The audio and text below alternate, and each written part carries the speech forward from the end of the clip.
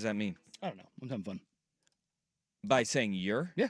Oh, I didn't know if it was something that I was missing out on. That caught me off guard. It's young kid lingo. Is that your new thing? You're? Yep. Is that a thing? Yeah. Is that a new lingo thing? You're? Yeah. Or like It's not- yerp, Yerp? With like the yes, P. yeah. Mhm. Yerp? Okay. Yeah. They I'm feeling young. I watched the Kendrick Lamar concert last night, and I'm feeling young again. Boy, that was the awesome. whole thing. Whew! Whew! I mean, You want to see a dead body? yeah, Drake died last night, and then I don't know if his career is going to get up off the mat after this. I don't- I think Because I've actually seen the end of a career. what has happened with this, me, you know me, I know what Yerp. Yeah, I know what that is. But this Kendrick Lamar Drake little rap battle thing, like Drake is what all the kids were listening to. Now they're like, yeah, he's done. He's washed now because Kendrick Lamar effectively ended him in every way possible. And then Drake's own team. So last night you have like 3 hours of Kendrick Lamar just beating Drake's head into the floor lyrically. And then Drake's team tweets out like a really old photo of Drake wearing a sweatshirt that says revenge. And everybody's like, come on, man. Yeah, all you have is the past. You have nothing moving forward. You got nothing. Yeah, that was the end of a career. And so if you're old, you don't know what the hell's going on. That's okay. We just gave you basically the Cliff Notes version of your kid's not liking Drake anymore. This is why. Kendrick Lamar, a rapper from LA, absolutely has demolished him over the last 2 months. Yeah. Yeah. Last 2 months Yeah. has taken everything that Drake has built and just said, nope. And if you're a hip hop fan at all, last night's concert was incredible. But if you want to like tie this back to sports, number one, Russell Westbrook and DeMar DeRozan, former Toronto Raptor, knows Drake, getting up on stage and literally dancing on a figurative Drake grave. But also the presentation, this was streamed live on Amazon Prime. The presentation was flawless. Best executed live show ever seen on as far as a streaming service is concerned. It's not even close. All right. Think about that, but for sports. And that's, again, you're already getting it in Thursday Night Football, best in class broadcast. The NBA rights are coming up. They are going to take over. Amazon is going to take over sports. That is where we're at because their ability to produce is better than anybody else. Now, here's where they're really going to get me, is if you can watch a game, order a jersey, and they have it to your house before the end of the game. I mean, it's not out of the realm of possibility. I think that is like the Bezos challenge right there. It's can you have a game going on where you order the jersey or fan paraphernalia at the beginning of the game, and by the end of it, you have said item on your doorstep. If you live within the drone delivery zone, then you get to. Oh. Are they still doing that, or did they cancel their drone deliveries? They do drone deliveries? I don't know if I think they're still doing like trials with it. Yeah. I go back. Did you ever watch Parks and Rec? Very, very little. Okay. Parks and Rec had like an Amazon/Google company that was going to take over their like city in Indiana, and Pawnee, Indiana, little backwoods. And so they tried to get the constituents of the area in their favor by having the drone delivery, and people ended up like throwing rocks at the drones and shooting them out of the air. Yeah. I feel like that. Well, actually, drone delivery doesn't work everywhere. Well, Amazon. no, I mean, you know where it does work is apparently in war. The Ukrainians are delivering a lot of bombs recently with it. Hey-o. Yeah. So you got that going. That wouldn't surprise me in the least bit if Amazon was like sponsoring that. Just what? I know it's dark, but tell me I'm wrong. Okay. I wouldn't be. Bezos has taken over a supervillain look. He has that look about him now. I mean, I would too, though. You talk about the glow up that he's had. He was like a nerdy looking dude. Now he legitimately looks like Lex Luthor. They all were, like Zuckerberg, Bezos. They what's the Apple guy? Not Jobs. Jobs did a little bit, but Cook. Yeah, the new one. All of them. They all go through the same like metamorphosis. Is it Tim Cook? Yeah. Yeah. They all go through it. All of them. Like it's You go from this scrawny little geek to like super jacked supervillain. Yeah, dude. HGH, bro. Yeah, I mean you're not wrong. HGH, probably the best chefs in the world and trainers, and then you wear like Zuckerberg, like $3,000 T-shirts that are meant to make you look normal. Yeah, dude. Not a robot. Yeah, definitely Not. Definitely a robot. not. No, not a robot at all. Oh, look at it. It's just a plain white T-shirt. It's definitely not like made of the rarest materials on Earth. In tears of children. Yeah, probably. It's out there like wringing them out like a towel. Man. Okay. Let's talk billionaires and Drake and Kendrick Lamar. Yeah, we touch on everything that matters here. But since we last were on the airwaves, this text comes in on the Vancouver Ford text line, 503-864-6326. Donald Sutherland, he passed away. Oh. And so did the Say Hey Kid, Willie Mays. Yeah, Willie Mays. I didn't Willie know Mays about the Donald Sutherland. That happened today. Oh. Yeah. Oh. Yeah, Donald Sutherland. That's a bummer. It is a bummer, Donald Sutherland was great. He was the professor in Animal House. Kiefer's dad. And Kiefer's dad. Kiefer Sutherland's dad. Yeah. Short roles in a lot of things, but it was always really good. Like late in his career. Yeah. He always just had like nice little fun bit parts. Yeah. But Donald Sutherland, R.I.P. Say Hey Kid, Willie Mays was the bigger one for me. And the fact that it happened as they were playing in Birmingham, Alabama. Right after the Negro where Leagues he's from Alabama. He played in Rickwood Ballpark down in Birmingham. And little side tangent here. I get a lot of photos and videos from Rickwood Stadium. And they come via Greg Glover, who does mornings on 94.7. Yes. Glover knows the groundskeeper at Rickwood. And so he gets to like go into the stadium. Him and his dog Biscuit just get to run around the outfield. So I've been getting like all of this knowledge of this ballpark for years now. And then about a year ago, Glover hit me up. It's like, hey, they're playing an MLB game in Birmingham. And so I was really excited for that. And then Willie Mays passing, 93 years old, great run. It seems like Willie Mays is a guy that he lived for so damn long, but I never put together how old really Willie Mays was. Like, you could have told me Willie Mays was 140. I would have been like, yep, that sounds about right. You could have also told me that Willie Mays was 82, and I would have been like, yep, that makes sense too. Willie Mays seems like he was the oldest and youngest guy in the world all at the same time. And Barry Bonds' godfather. That's the insane thing, I think, when you think about that connection. Yeah. Can I say this? I didn't know he was still alive. I thought for whatever reason he had already died. Yeah, because he was super old. He was 93? 93 years old. Yeah. 93. In my brain, he was already gone. Yeah. So it wasn't like, don't get me wrong, it wasn't as crushing. But I thought for whatever reason, like during COVID, he had passed.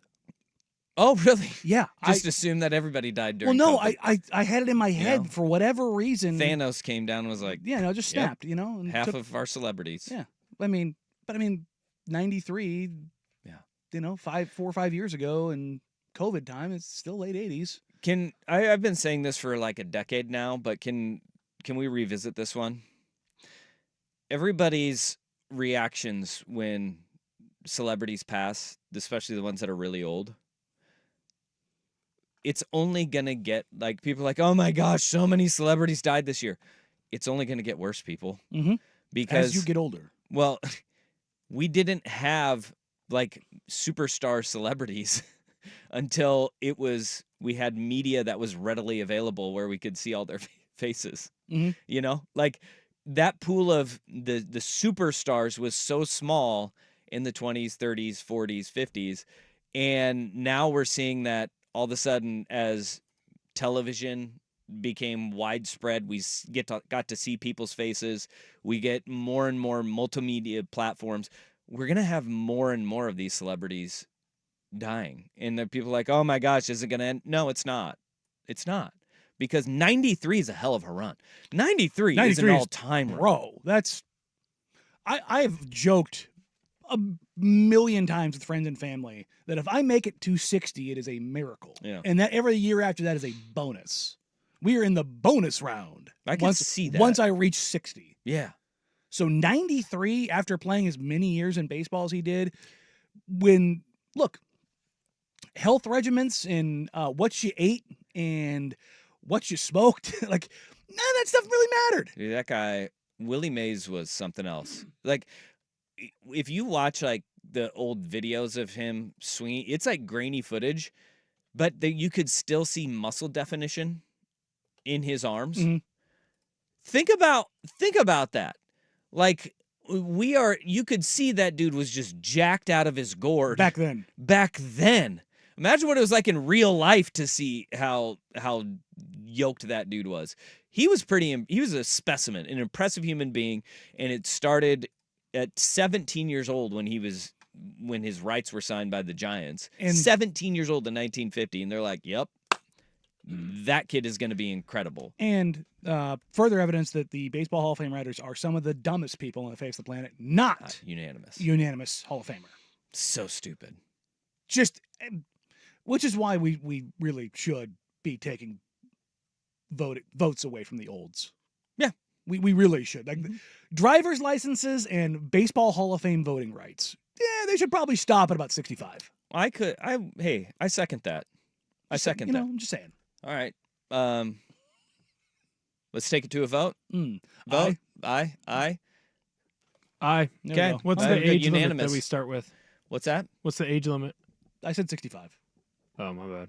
I was thinking I like think maybe 65's. Wait, for driver's license? Yeah, No. that feels fair. People over 65 can drive, guys. They can. They can.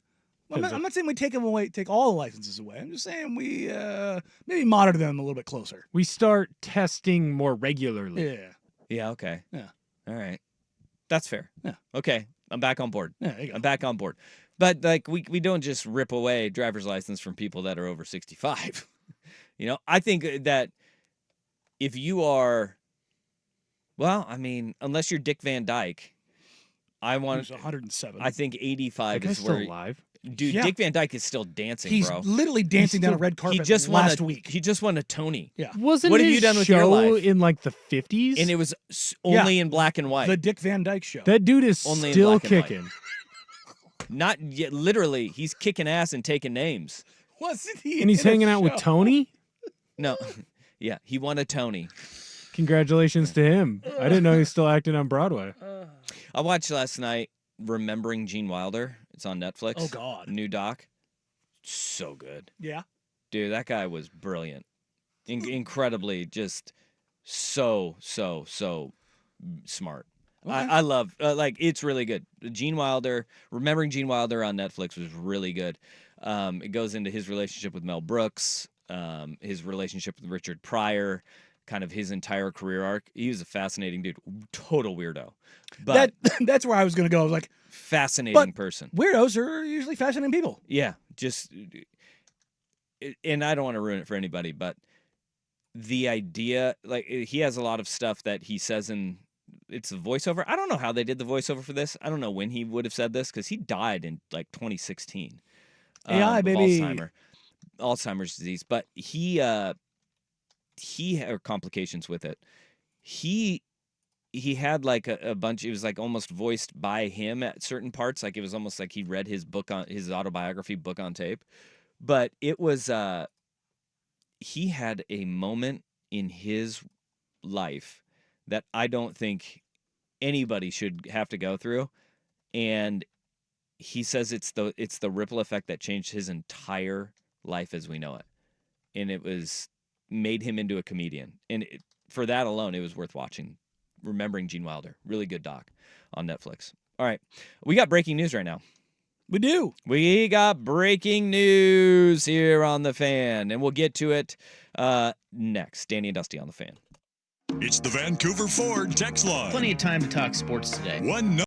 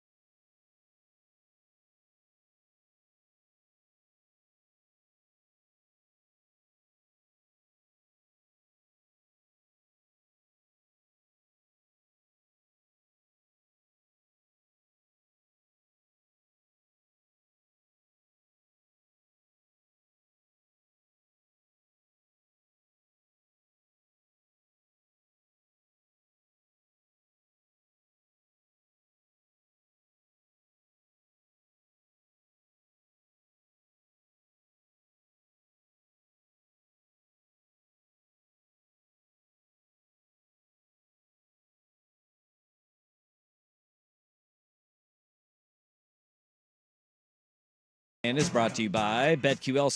Smarter bets start with BetQL. Download the BetQL app today or visit betql.com.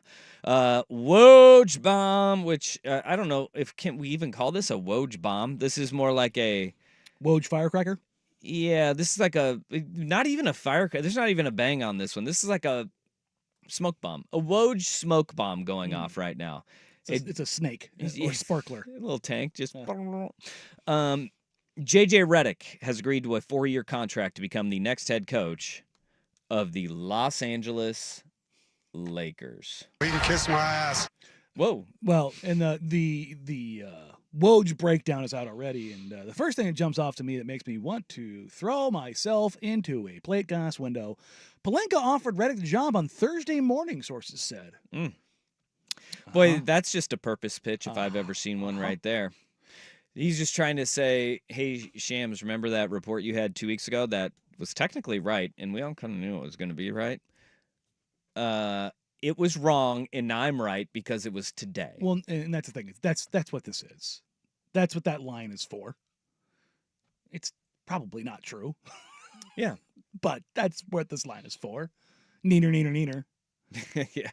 But it did get a little interesting as I heard last night as this was getting done that Monty Williams' firing, which we'll talk about later, did open the door for leverage here. Because I don't know if you remember, if the Lakers, did they lowball Dan Hurley?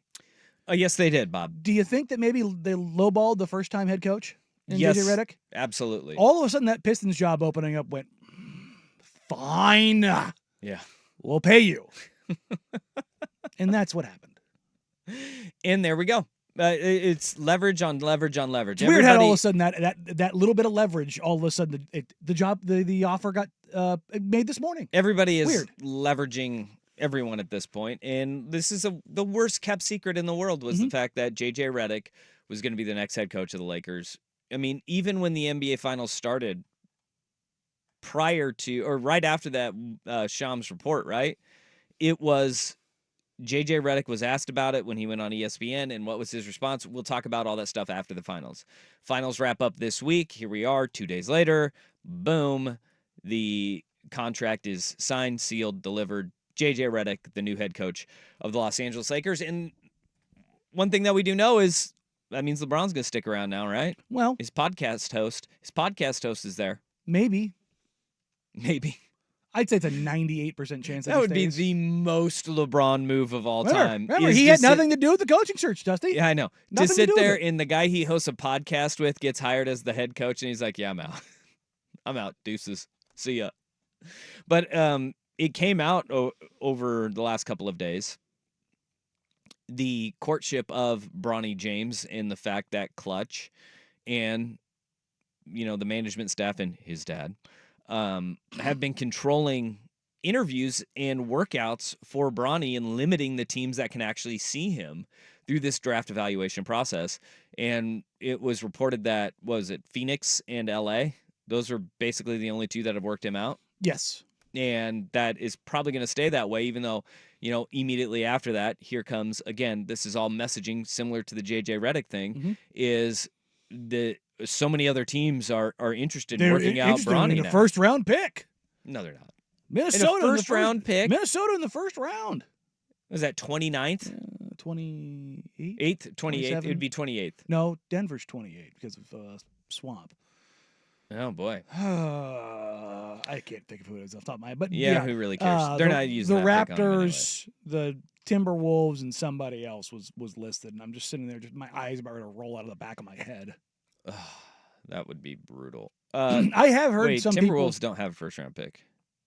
Are they It goes Boston, Utah, Denver. Oh, no, they're 27th. 27th. There you go. 27th. Say, 27th. I've overall. done enough mock drafts. I Yeah. should know that. They're sitting at 27 right Yeah. now.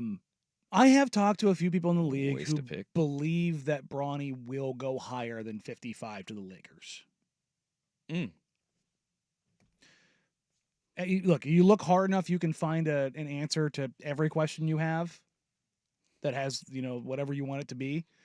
I can't, even in a leverage play, I can't see it. And look, it's not to say that Bronny won't have a career that lasts longer than most second round picks, because he does have a skill set that could be serviceable. It's just that nothing about his profile to this point projects him to be a first round pick.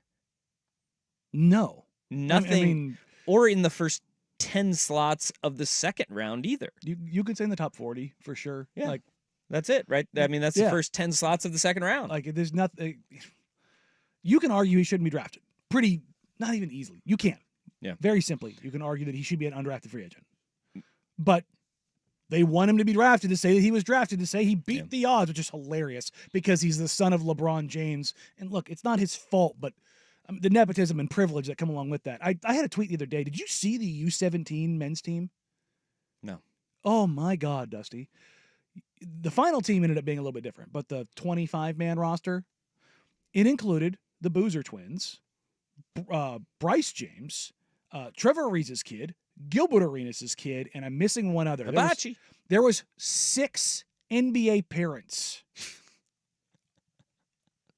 on that team. Oh, Carmelo Anthony, Kyan. Oh. Kyan Anthony. All right. 6 NBA players' sons That's crazy. were on that team. That's absolutely nuts. It's like you too can be a professional basketball player if you have the genetics of 1 in a billion. Yeah, that was like you also saw this too, like Plaxico Burress, Jerome Bettis, and who else? What Ike other Taylor. guy? Ike Taylor's kids all were on a Notre Dame visit together. Yeah. Like we are in that world right now where it is like we're seeing. It's not us just getting older. It's the number one, the nepotism. Number 2, the privilege that comes along with having parents that are that financially well off that you can For sure. put them in the top camps and the top trainers and the top and genetics. Well, and that's what I'm saying. But and genetics. Yeah. But that's all. The genetics has always existed. Yes. And that was really the lottery that you won, like in getting through all this stuff. But yeah, the way this is all shaping out now is like it's becoming a more and more and more exclusive club at the very top, and it's becoming the ones that have already had it passing it on. Interesting. Now, going back to how we started this segment. Yeah, sorry, complete Lakers have JJ Redick. Yes. He is their head coach. Their staff shape-up's going to be interesting because nobody really knows for sure. Scotty Brooks, who was here in Portland, is a strong candidate to be on JJ's staff. Boy, JJ's obsession with adjustments and Scotty Brooks' reluctance of them, that could be quite the combination right there. It's checks and balances, baby. It's a nice little republic. But that is what they're kind of saying is JJ is going to try and build his staff with as many veterans as he can around him. And make sense. First year head coach, no coaching experience to this point. Get it dialed in. It will be interesting to see how this all shakes out for the Lakers. Because of how I feel about the Lakers, I hope it fails miserably. But I am probably in the minority of people that I've always kind of liked JJ Redick. No, I have no issue. Yeah, I know he's a dookie. And Even people with hated that, him there. I like JJ Redick. I thought he was great on broadcast. I thought his podcast, the deep dive ones, those are. I mean, look, even the ones he did with LeBron, the limited ones that he did, they paid off for him. I love those because him and Tim Legler were 2 of the only guys on that whole bleeping network who would actually talk about the basketball being played. Yes. And not only were they the only guys, they're very good at it. Oh, we're going to have to pull the audio, by the way. Did you see Mad Dog Russo lay into Stephen A. Smith? No. About his walk-in video? Oh, no. You didn't see this? No. Oh, you're going to love it. Oh, yeah, that would be great. You're going to love it. Also, Stephen A. Threw it out there this morning that JJ Redick's an acquired taste. They're already doing the pivot. Oh, come on. Get out of here. It's fun. That. He is an acquired taste, and I'd just like it to be known. My name is Dusty, and I like JJ Redick. I feel like it's like I'm at an AA meeting. Yes. Like, hi, my name's Dusty. I like JJ Redick. JJ Anonymous. Like people, like it is something that I don't think a lot of people will accept me for, but I'm here for it. All right. I like JJ Redick. I hate the Lakers. That's what makes me torn. I hope he whiffs with the Lakers, maybe gets a second opportunity. There you go. Comes up to Portland and wins a title. There you go. How about we do that? Or Monty Williams. Come home, Monty. Well, come home. That can't happen. Oh yeah, That can't happen. I'd rather get rid of DeAndre Ayton and bring in Just saying. Monty Williams. it's a- Yeah, that did not go well. It's a non-starter. Not go well. It's a And non-starter. if you're Monty Williams though, You're getting paid $80 million you don't to even not work. You don't even need to. You don't need to do anything. I think he legitimately went in there. We'll talk about that a little bit, but I think he went in there and sabotaged that at the end. He's Hell like, yeah. Screw it. I'm good. I'm out. All right. Let's get to it. Blazers had a pre-draft workout today. We are less than a week away from the NBA draft tipping off, where we will be at 10 Barrel Brewing, hosting our draft party. You and me, Isaac and Suk, going to be live broadcasting, hopefully from the rooftop. It's supposed to be a nice day. Where do you want to see Rip City go on draft night? 503-864-6326. You can go to @DannyandDusty on Twitter. We have 2 polls up for what you want the Blazers to do at 7 or 14. You can comment on those as well. Also, comment in the Twitch and YouTube streams as well. Danny and Dusty, here's Big Will Ortner with SportsCenter.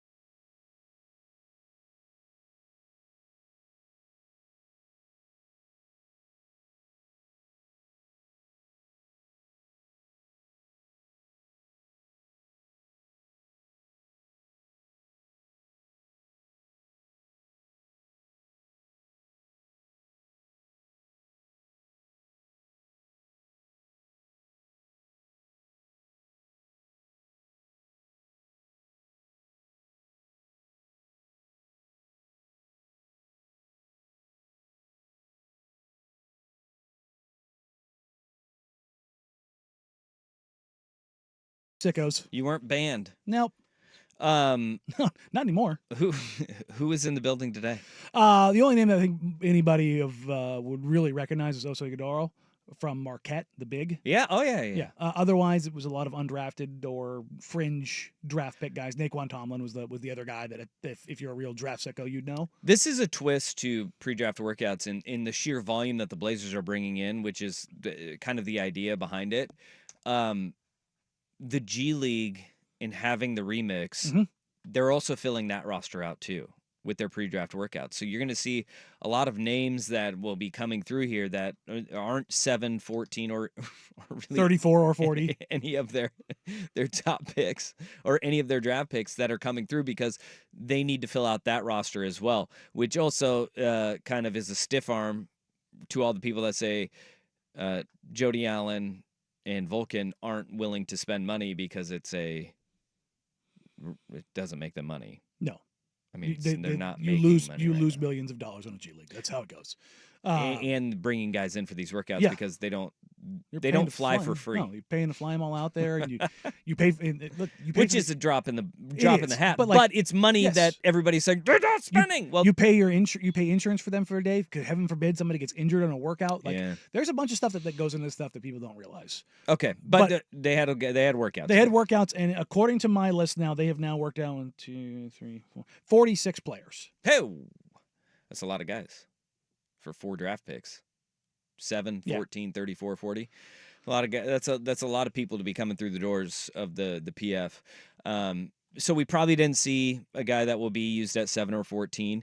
And look, after last week when we talked to Jonathan Wasserman, and today we'll have a conversation with Sam Vecina of The Athletic, who has a mock draft out today that we'll parse through before he comes on.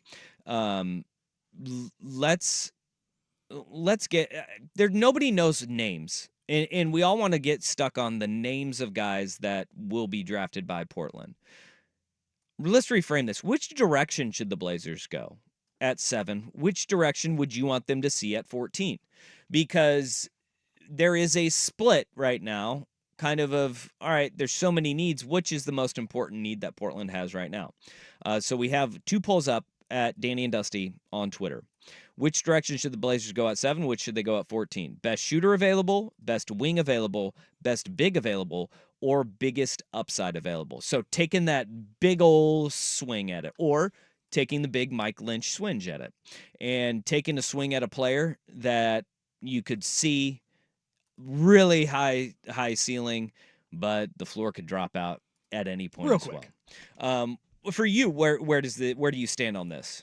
I'm a hybrid here in the sense of I think best wing and biggest swing are the same thing. Where a perfect draft, in my opinion, at 7 and 14 would be coming out of 7 and 14 with Cody Williams and Tijon Salon. That would be an A draft. Send it in, mail it. Send it into the league. So you're going best wing and then best upside right there, right there. Because I mean that's kind of how people are feeling, is that for that 3 position, Cody Williams is that guy. And it also, if you look at it, if you're talking about like the runway of a team that makes sense, Scoot, Shaden, Cody, Tijon. You have a framework of like, hey, we can get this group of guys on the floor, and you don't run into the Pistons problems of, well, we have 5 guys, none of them can shoot the ball, and a lot of them need the ball, and this doesn't really fit together, which is why our GM got fired. You know what I can't wait for is the people that are complaining about the log jam in the backcourt right now are going to be complaining about the log jam at that small forward position, because they'll be sitting there. If that goes their way, they'd have Cody Williams, they would have Salon, they would have Ryan Rupert and Toumani Camara. Toumani Camara all sitting there, which is a great problem to have, because what you are banking on is one of them hitting and being a home run. And then I think what you already have with Toumani Camara especially is a serviceable defender and guy you can bring off the bench no matter what. So you want to go and you want to take that big swing, hit that home run, and then see where the chips fall. Right now, we currently have this poll just got up and we already have 133 votes on it. Right now, leading the way at 7 is best upside available. Just take the biggest swing that you can. Best wing is coming in at second at 38.4, then best big, and then best shooter. At 14, same results, different percentages. 55% going with biggest upside, 25% at best wing, 12% at best big, and then 6% with the best shooter. It's interesting. The team that was one of the worst shooting teams in the league is finishing with 2.3 and 6.6% as best shooter available. Oh, we'll figure that out. But it's interesting, right? But I think to that point, I think that's what the biggest upside. The biggest upside guy will have a 3-point shot. Will they? You hope. That's the thing is like. Well, I mean that's the upside part. Yeah, of it. I know, but look, as much as I like Cody and Tijan, I don't think they're ever going to be guys that are like elite 3-point shooters. I think Cody has a chance to be a plus 3-point shooter, but I think Jared McCain's going to come in the league and shoot the living hell out of the ball. I think Reed Shepard's going to shoot the living hell out of the ball. Same with Dalton Connect. I think those three guys are going to shoot the ball incredibly well.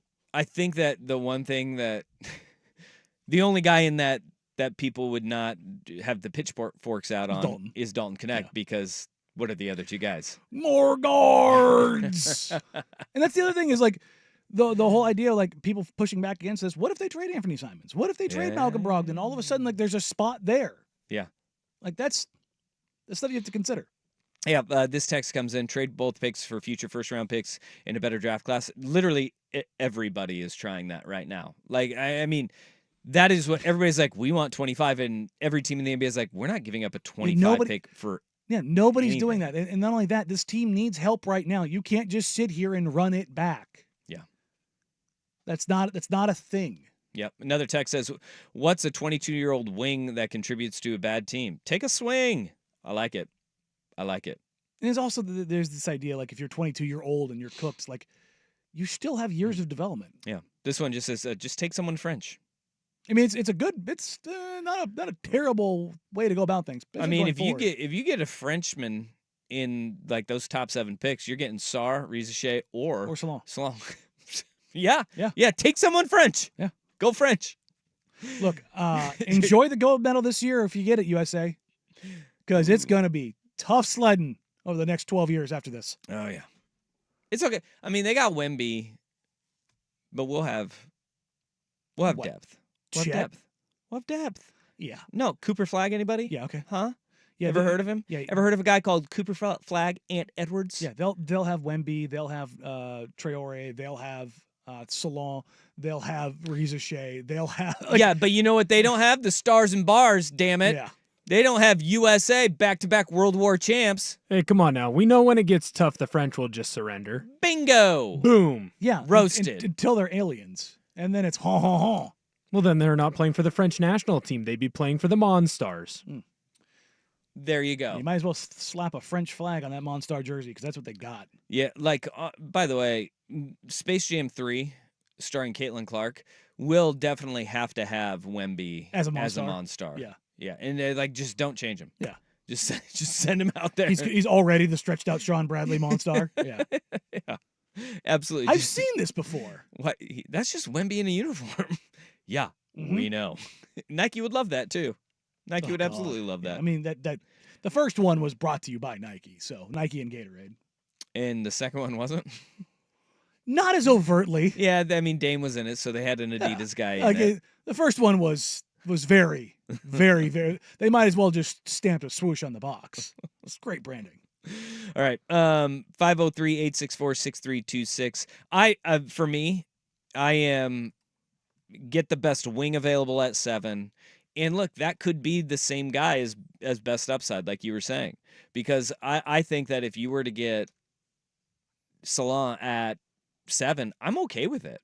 I would be okay with it. If you could get him at 14, that'd be awesome. But I think that in this draft, with the holes that the Blazers have and how far away they are, just take a big swing. Just see who the biggest upside guy is and go and get his ass. Now, if Donovan Clingan drops to you, that's a different story. Which doesn't sound like it's going to happen. No. You could go far higher than at number 7. We'll get to that as we break down Sam Vecine's mock draft from The Athletic. He's going to join us at 2 o'clock today. But where we got to go, we have to get to little NBA audio because I got two pieces for you that are just straight gold. Danny and Dusty on the Fan.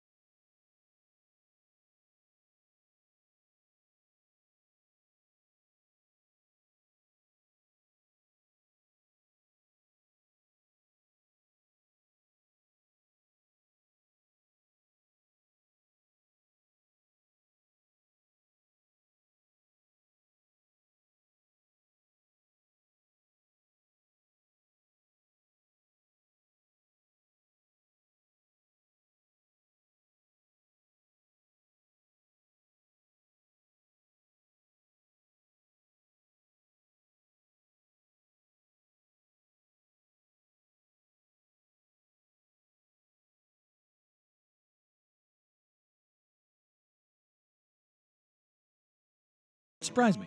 Joe Mazzulla Bank robbery? breaking down how he would rob a bank. I've heard about this. I have not heard the audio. Or Mad Dog going in on Stephen A. Smith. You know, I do like good. Which one do you want? Give me the Mad Dog. You want Mad Dog? Give me Okay. Mad Dog. So to set the table here, remember when prior to that was Game 4 of the NBA Finals in Dallas the game that Dallas won. Stephen A. Smith did a player walk-in video It was in ESPN. very dumb. They watermarked it. They watermarked it like he was the star player of the team walking into the locker room, and he got roasted for it. And somebody needed to say it to Stephen A.'s face, because it's utterly ridiculous that ESPN is doing this and trying to make Stephen A. bigger than everything. And when you said that he's already trying to, say that JJ Redick is an acquired taste and knock him down a peg, this is what Stephen A. does, because who put Stephen A. into a body bag several times over on his own show, First Take? JJ Redick did. But here's Mad Dog Russo on Stephen A. and his entrance video. This is ridiculous. He's playing.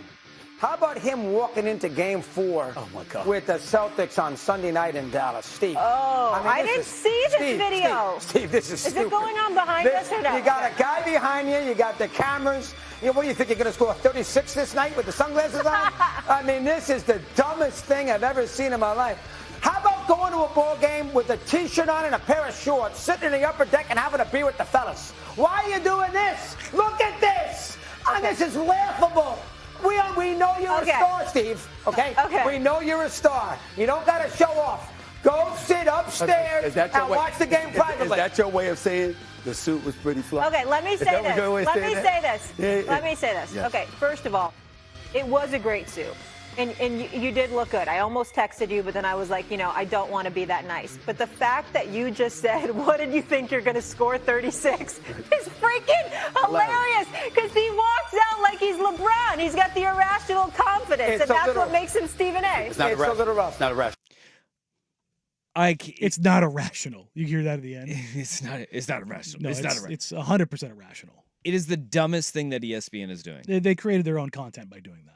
And they are trying to make him, and this goes against everything that ESPN was supposed to be, and what they their mission was to just provide sports content and sports reporting, and they have gone totally against it. And they have, I mean, I have to be honest, I could not watch any of the pre-halftime or post-game stuff. Oh, the NBA stuff was atrocious. And I could not watch it. You want to make it worse? Look, I admire Stephen A. Smith. He's not for me. Clearly, he has an audience because he gets paid an absurd amount of money. There's talk about him leaving ESPN, and the way they're going to keep him is to feature him in NFL content now. No. And that's the one thing that's the saving grace that they have, is their NFL content is very good. You've got Orlovsky, you've got Laura, you've got Mina, you've got Spears. Like you've got a crew that's very good and talks about the football. And they just are like, yeah, no, we're gonna pivot in a different direction. It's like pivoting the video. It's like, oh, how did that work for anyone? God, yeah, this is like when MTV stopped showing music videos, 100%. And you know what? People are gonna go to other places to find the actual stuff that ESPN wanted to create and had done for years. That sucks. And he's not great on football. Like he doesn't. He's good at mocking the Cowboys, and that's about it. Yeah, that truly is about it. And I'm all for mocking the Cowboys. Yeah, I mean, hand that's fun, up. But like, but at the same time, we can it's all like, do that. That's easy. No, give me some information. Don't just sit there and tell us that Dak Prescott, Tom Brady's the GOAT, isn't worth $60 million, because we know he's not. We know that. We absolutely know he's not. The only people who are confused about that are Cowboys fans. That is Is he? True. I don't know. The answer is no. No, he's not. Mm-mm. One of the few cut and dry things that you should understand in the NFL. And you're not that guy, pal. You're not that guy, pal. All right. But thank you, Mad Dog Russo. That's good. I appreciate that out of him. I really do, because we need more of it in our world. All right. The NCAA is back at it again, and this is crazy. Danny and Dusty on the Fan. No time for a traditional in-ground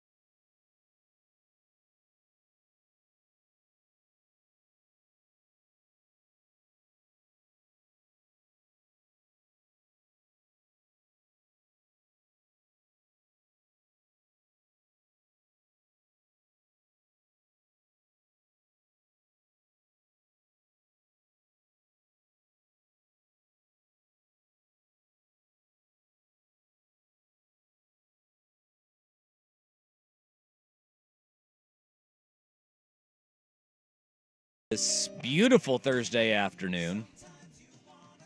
We're going to get hot. Apparently, it's going to get 88 today. Ooh. Let's go. Time to hit the course after. We've got coming up right around the corner the 10th annual Fan Golf Classic brought to you by Autotown GMC out at Langdon Farms Golf Club. It is Thursday, July 11th. Make sure you sign up, get your foursomes on board. Spots are very limited at this point. Afternoon round completely sold out. Still got the morning round with a handful of spots available. So go to 1080 The Fan and sign up now. It's something you won't want to miss. Matt's Barbecue, Victor Rico's, the assortment and array of food and beverage options out on the course. It is going to be a great time. We'll have the Michelob Ultra driving range and also the Doers Par 3 6th hole. So go to 1080thefan.com. Sign up today for Autotown GMC presents the 10th annual Fan Golf Classic out at Langdon Farms Golf Club. You see the NCAA today, the big news is that they're going to expand the basketball tournament. Yeah, I wanted to fight against this one, but it's not only is it going to happen, it's going to happen next year.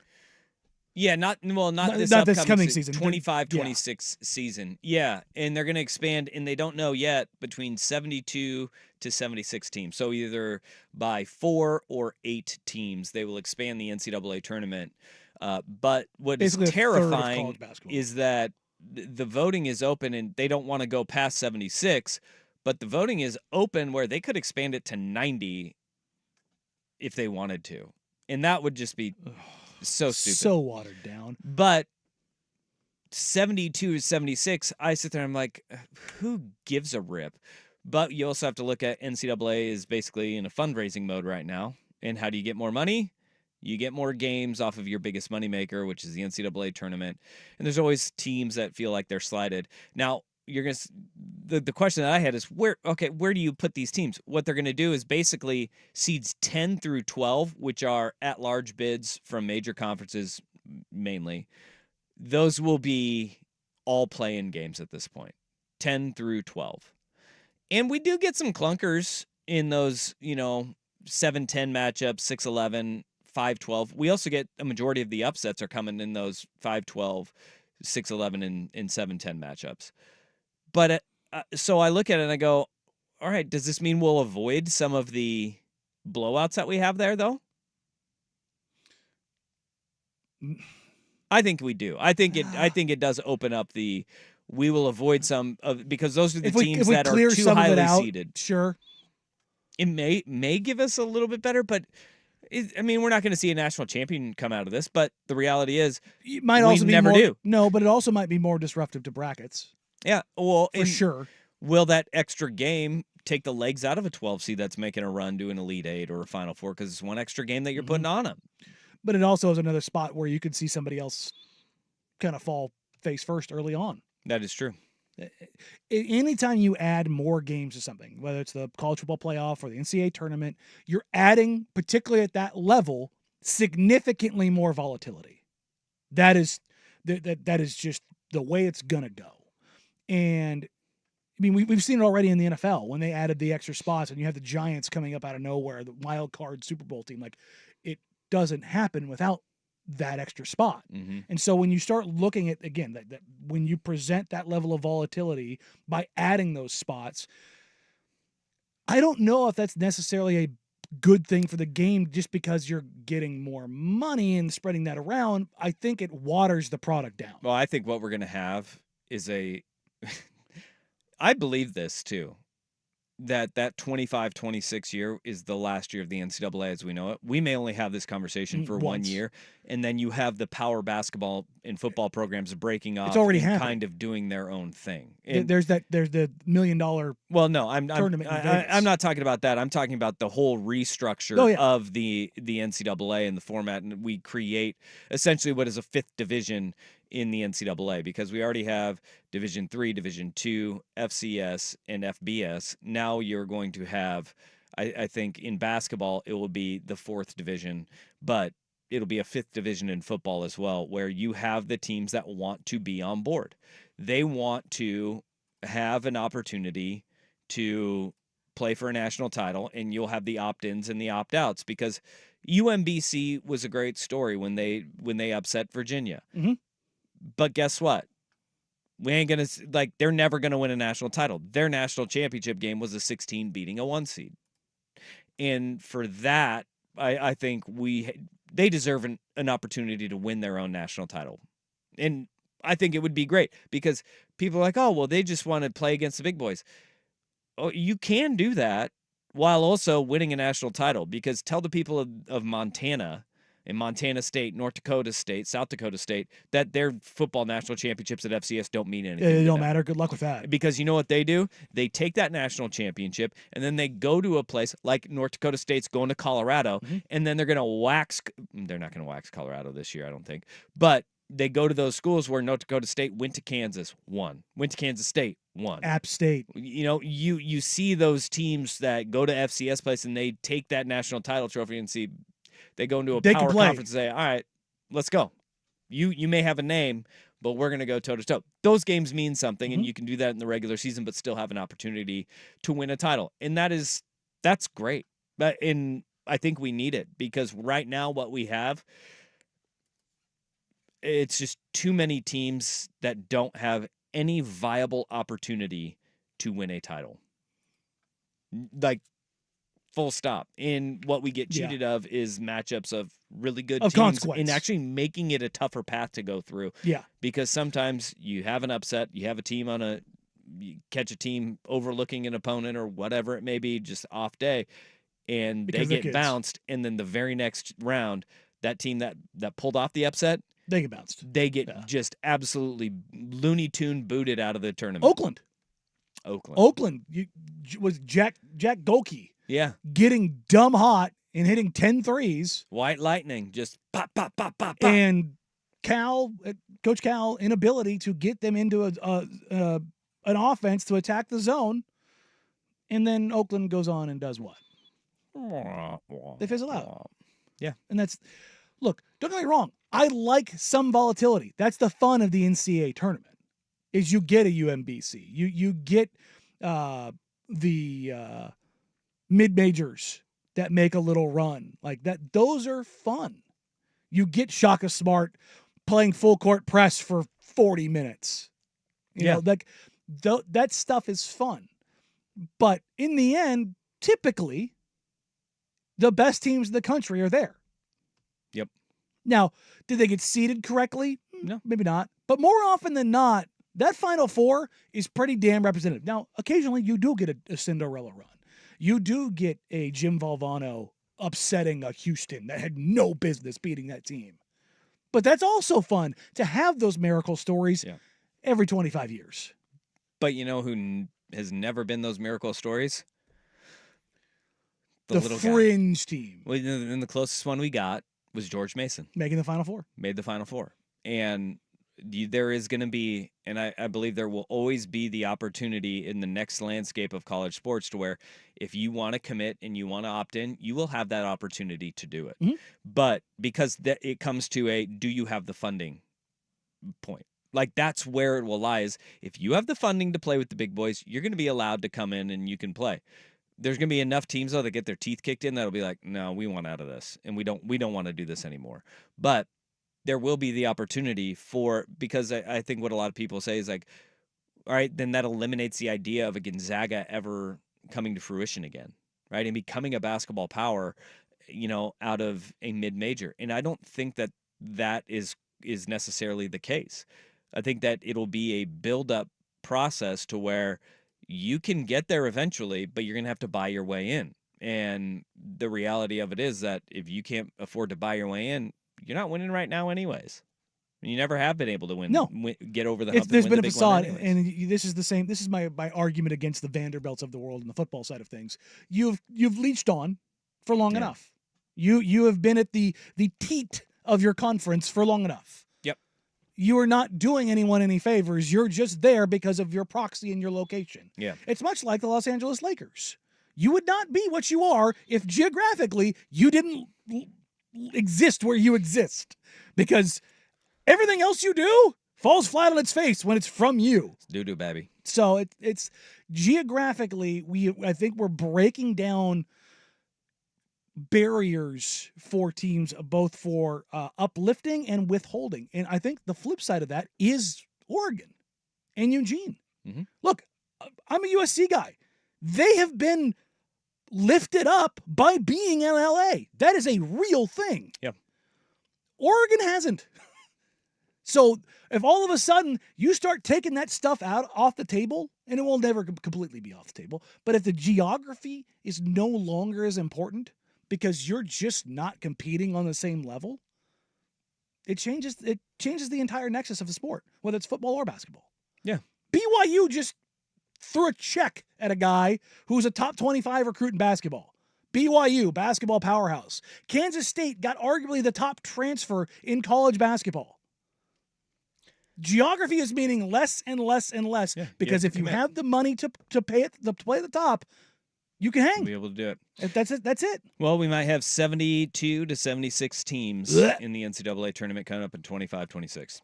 Too many. All right, Sam Vecini will join us. He is an NBA writer for The Athletic. He has a mock draft out today, and he will join us at 2 o'clock this afternoon. Where is he mocking the NBA draft? He's got a surprise at the top. Danny and Dusty on The Fan. It's The Fan on demand.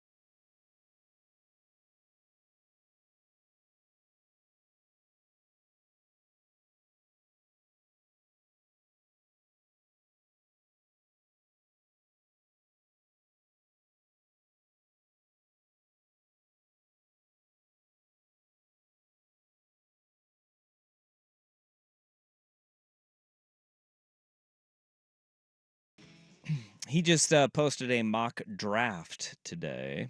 Indeed. Full disclosure, you and Sam recorded this yesterday? Yes. Talked last night. He's in Australia, for those that don't know. Put another shrimp on the barbie. He comes out here routinely. He was out here for Hoot Summit. For Hoot Summit? Did I say Hoot?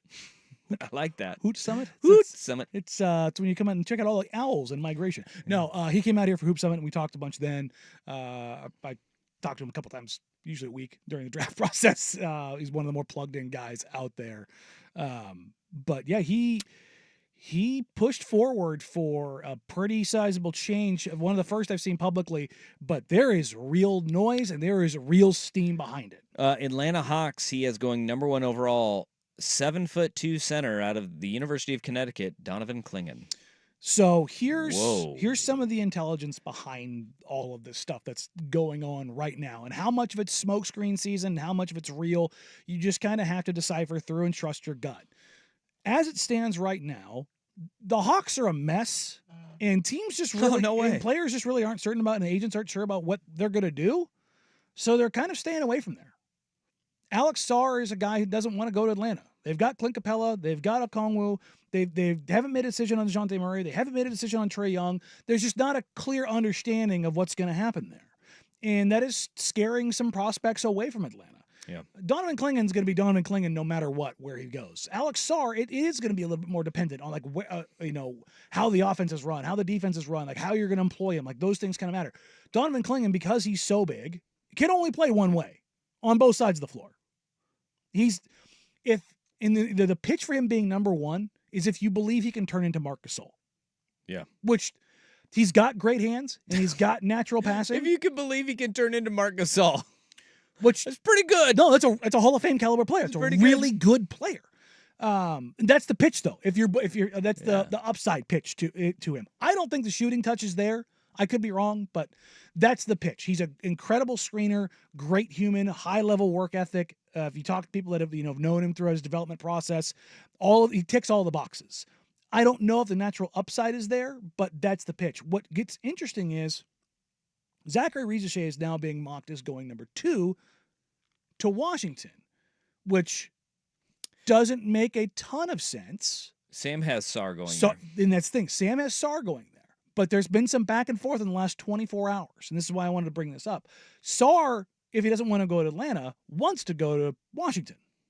They have a French teammate there. Bilal Coulibaly was taken number 8 overall last year.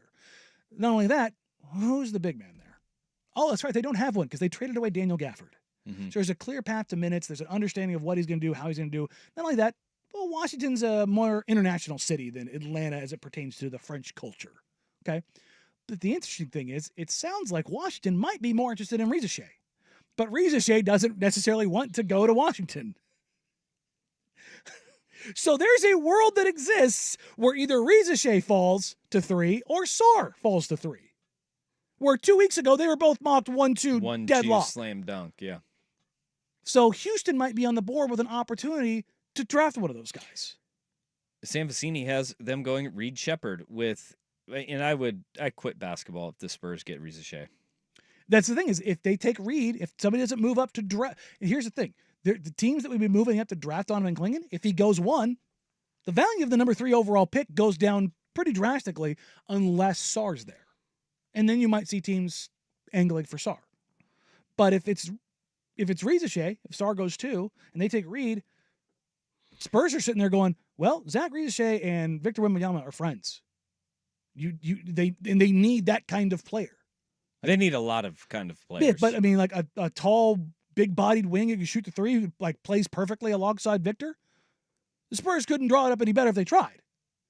So there's a lot of different paths and avenues that could happen here. That we talked about spark points in the draft. There might be one at number 1 now, where a month ago it was not. What do you think that, though, I'm just throwing this out there because I know a lot of people are thinking about it. All right, so Risacher is sitting there at 3. The Rockets have been very open. We're open for business on this 3. 7 and 14 to move up to 3. The thing is, unless you're going to draft a guy and hold him hostage, nobody's going to believe you, because what do the Rockets have at that position on their team? Jabari Smith Jr., Tari Eason, Cam Whitmore is a wing to an extent. They've got a ton of wings, and so nobody believes that you're going to take him and keep him. So yeah, no, but the Blazers will not have an opportunity to get Reza Shea unless they move it up to 3. unless they move up to that position. That's the whole thing, because he's not making it past San Antonio at 4 because of the Wemby connection, because they need everything, and because he is one of the top 2 players in this draft until this week, apparently, where nobody wants to go to Atlanta. That's why Landry Fields held a press conference last week about have you seen any other GMs having press conferences 2 weeks before the NBA draft to talk about what they are or aren't going to do with their pick? No. Because No. Atlanta's The having closest trouble. thing, the only other team that did something even similar to that is Trajan Langdon with Detroit, but he didn't hold a press conference. It's because he was hired. He let out that, hey, we are open for anything at this point, but Because I just got here.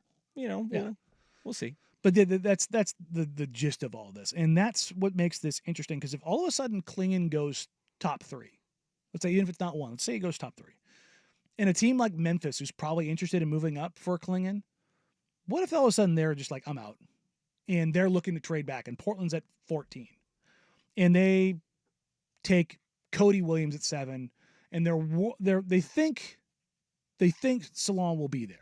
Because the Spurs have already gotten Reza Shea, would they double up and take 2 big wings? Or, I mean, Reza Shea, you might even qualify him as a big in a weird sense. But if you move up to 9 from 14, number one, the cost probably isn't going to be that prohibitive. What are you going to have to give up, though? I mean, because then you're having to give up a player as well. Sure. You probably end up doing something like a Robert Williams for Santi Aldama situation. Okay. Where I think it makes sense for both teams. Yeah. I don't think the price is going to be. So you give that. up Robert Williams in 14 for, who'd you say? Santi Aldama in 9. Sure. Okay. And remember, who's the coach of the Houston Rockets? I'm sorry, the Memphis Grizzlies.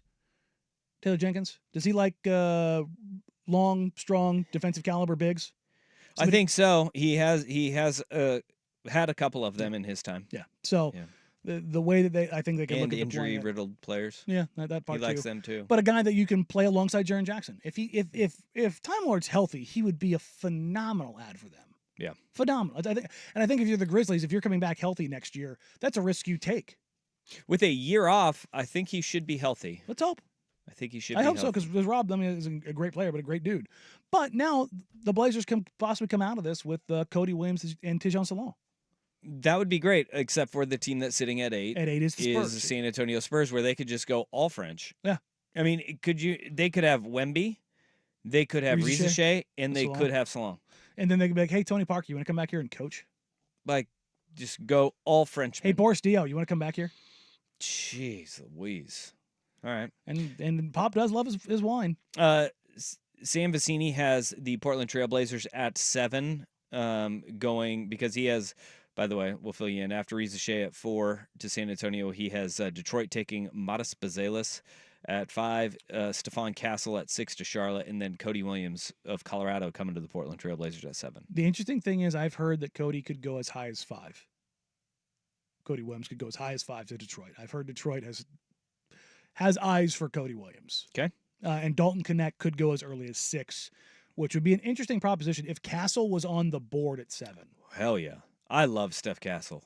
I think he is going to be a really solid NBA player. I don't know if he's going to be a star. But a solid. I think his floor is high. If for whatever reason he's there, which it could happen. I'm not certain, but it could.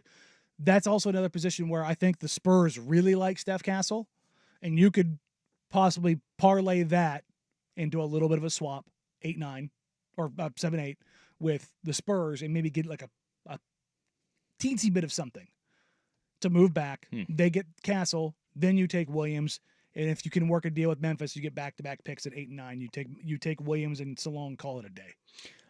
Vecini has the Blazers going at 14. Zach Edey, and this is the big one, and this is something that you and I were talking about this yesterday, off air. There's noise behind Zach Edey. I have heard from multiple people that in the big workout that Jonathan Wasserman publicized 2 weeks ago that featured Tijon Salon, Zach Edey, Ron Holland, Kaishan George, and Ryan Dunn, and Yves Missy, The two standouts were Tijon Salon and Zach Edey. Those two stood out above the crowd in those workouts. And look, do they influence anything that much? No. But when guys do have good workouts, i.e. Donovan Mitchell, Damian Lillard, where they just to be honest, Brandon Miller here last year. Brandon Miller didn't miss a shot in his workouts last year. Like, nobody could keep quiet about how good Brandon Miller was at his workouts last year. It was insane. That can influence stuff because on the flip side of that, Ron Holland's workouts, as Jonathan Wasserman brought up about his pro day, he was bad. And it has soured a lot of people because it's supposed to be a box that you just check. Check it off. Go. And it wasn't even just like, it was bad. And so you start seeing him start to fall down a little bit at a time. So it's interesting to see how this is going to go. I've talked about Edey a ton. It's not my guy, not because I don't think he'll be an effective NBA player. I just don't think he's a guy that Portland should be trying to. I think you have to build around him, whether he's coming off the bench or as a starter. You have to have a style that suits him. I don't think they're in a position to where they can do that really for anybody yet. Yeah. There's not a talent good enough for that yet. I agree with that, and especially with this draft and where we're at right now. I mean, this will be really interesting. We're under a week away. We'll be at 10 Barrel Brewing right here downtown Portland on Wednesday for the draft party. We'll be broadcasting live. Isaac and Suk will be broadcasting live. Come down, hang out. Let's have a great time at 10 Barrel Brewing for the fans' draft party next Wednesday. Woof. No, nothing.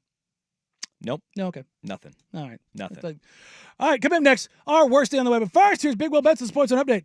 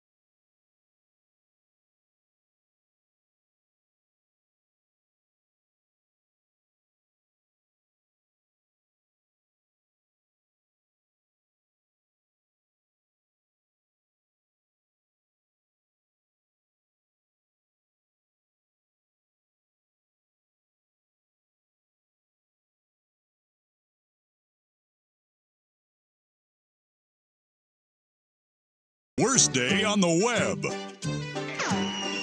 With Danny and Dusty on Odyssey and 1080 The Fan. That sucks. With the qualifications that it might be still a late lunchtime. God. It's not that bad. What are you going to do to us? What are you going to do to us? Look, there was one that was way worse, and I pocketed that one for a later date. First, you give us the reggaeton horn, your own personal version of it. Now you're giving us this? You're going to ruin lunches? God dang. Well, here's a headline for you that you probably didn't see coming. Ohio attorney suspended over pooping in a Pringles can has his license reinstated. You can kiss my ass. That seems... Okay. Is that... All right. Context notwithstanding, is that kind of impressive? No, no, man. No, if you think it is impressive, we need to get you to a doctor here. A Pringles can is are you talking about the aim of getting it into a Pringles can? I mean, is that the impressive part for you? No, but like it gets worse. Number one, I don't know why he had his. I mean, why he had his what? The license suspended, the legal license being suspended is I understand why. Okay, well, what do we have the situation here? Give me the situation this first. This is the framing of it. Give me the situation first. In November of 2021, surveillance cameras recorded footage of Blakesley, a criminal defense attorney, dropping a Pringles potato chip can into a parking lot of a crime victim advocacy center. The can contained human feces. Oh, okay. Now it makes sense. Yeah. Like this was he did poop bag, but he didn't have a bag. All he had was a Pringles can. But wait, this is like a Billy Madison. Like he called it a bag of poo. During the disciplinary process, Blakesley claims he didn't target anyone and said he pulled the Pringles prank at least 10 times that year. Stinky. It went poop dollar. He would just this guy. I could see how they're like, all right, we cannot be associated with you right now. We are the men of law and order here. This cannot fly in our presence, sir.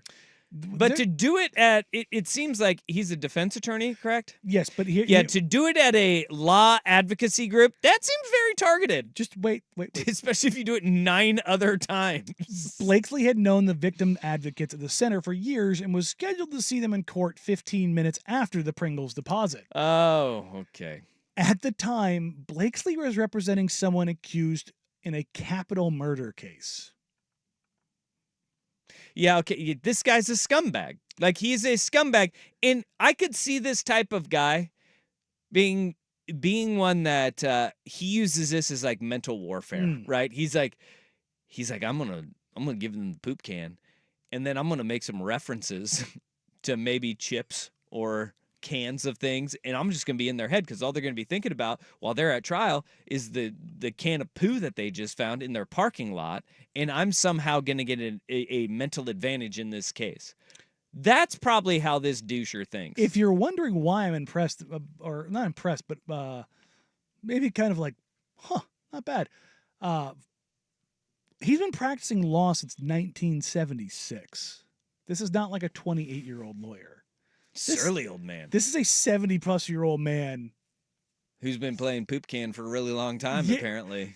But it's like, at that age, being able to, All right. Still poop normal? Here's a question for you. You find a Pringles can in the parking lot. Are you picking it up and looking inside of it? God, no. Especially if I lift that can up and there's some heft to it. Yeah, like here. Why would you pick it up in the first place? I wouldn't even touch it. Somebody's job to pick it up. If it is food and it is outside, or a food carrying system and it is outside on the ground, I will not go near it. I am not getting near this. No. I just don't know what his end game in all of this was. And obviously it was somebody at this victims advocacy group is going to pick up the can of poo that I just left here, and they're going to open it up, and it's going to be hilarious for me, even though he's not even sticking around to see the results of it. He's just dumping in this can and leaving, correct? Mm-hmm. Yeah. he's just kind of a sick dude. I think you're like right. we but don't kink shame here. The mental warfare thing might be an aspect that's think like that really is- at play. I think that's it. Yeah. Did he get like really into Entourage and liked Ari Gold or something? Because I don't that's know. what it feels like. Either that or he's just like a high school boy still playing poop dollar. Just out there yelling Lloyd yeah, as he drives away. that's all he's trying to do here. Is he just playing poop dollar, or you ever put the dollar on like a fishing rod Mm. and you reel it in as they're walking over, and then they You just almost said it. what? You've got to be quicker than that. It's an old State Farm commercial. Oh yeah, you just kind of string him along. Mm. Me and a buddy, guy almost tried to fight us over that one time. He was doing it for a class like video, like I don't even remember what it was, but this guy, so we were doing the dollar on a string thing, and this guy wanted to fight because he's like, "You making me look dumb." We were like, "What? Yeah, no, you did that. No, that was all you, Chasing a buddy. dollar across a Fred Meyer parking lot, bud." Did he not see the string? No, had no idea. Did not see the string one bit. Just thought it was like the wind. Tough It- scene. It was tough for him. It's a tough scene. It was really tough for him. I think that's probably why he wanted to fight. He was one of those dudes that's like, his pride was so hurt that chasing after that $1 bill was unsuccessful, and we were cracking up at it. The fruits of his labor was He not just like, rewarded. I am now going to fight anybody here. He was It's a one of them great bros. bit. One of them bros. We never did that. Have you ever didn't? been reduced to having to in a receptacle? No. No. Mm-mm. What? I've had to do the Gatorade bottle. Everyone's done the Gatorade Everybody's- bottle. No, yeah, but we're talking this Number dude in a two? Pringles can. Yeah. No, never have I ever. Also, why didn't he light it on fire? Isn't that part of the bit too? Yeah. Like Well, that's the why you do it in flaming- a bag. Well, Flaming flaming poo bag. Pringles can is kind of weird. Oh, but just pooping in it is normal? I mean, no, but if he, Danny's know what I mean? like, Like- oh, I mean, like, it's kind of weird if you set it on fire. I'm totally on board with pooping in a Pringles can, but the minute it's on fire, you've gone too well, far. I mean, like, now. are you going to stomp out the Pringles can? Like the bag, it makes sense. You stomp out the bag. But if you just see a can on fire in the middle of a parking lot, I think you probably kick it. And then it just end over end. Just a big old poo spiral. Oh, God. But Blakesley has finished serving his 6-month sanction that the Ohio Supreme Court imposed in November. The court said that Blakesley has complied with the conditions, including no further misconduct, to get his license back. Wow. Yeah, and this lawyer, here's a good text here. I would think this person would have heard of DNA testing these days. Like, did he think he would never get caught doing this? Just living on the edge? I mean, probably. And if he's been practicing law since 1976, he's about ready to hang it up.